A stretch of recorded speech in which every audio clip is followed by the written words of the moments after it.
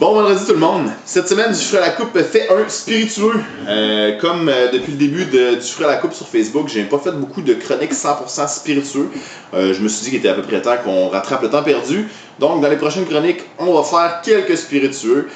Donc si jamais aussi vous avez des suggestions, vous voulez que je déguste certaines choses pour vous, n'hésitez pas à me les mettre en commentaire dans la chronique de cette semaine.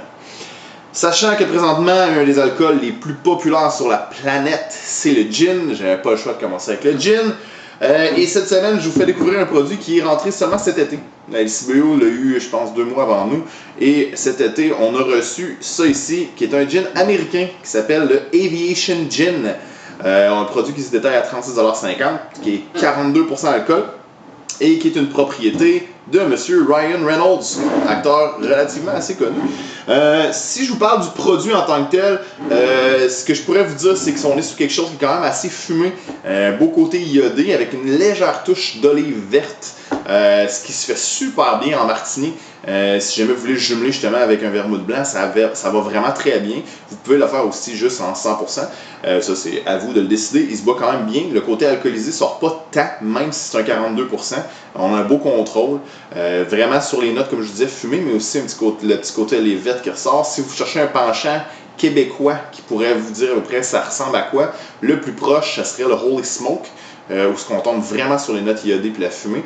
Sinon, là, on étire un petit peu plus, mais on irait vers le Saint-Laurent. La seule chose, la différence entre les deux, c'est que le Saint-Laurent est vraiment plus algué. Puis là, de ce côté-là, on est plus sur l'olive verte. La valeur entre les deux qui resterait, c'est le côté un petit peu plus marin iodé. Sinon, ça fait des super beaux gin tonics. C'est sûr qu'en gin tonic, ce qui va ressortir le plus, c'est la fumée. Ça pourrait très bien faire avec une assiette de saumon fumé ou avec des moules, des huîtres fumées à côté, il n'y a aucun problème.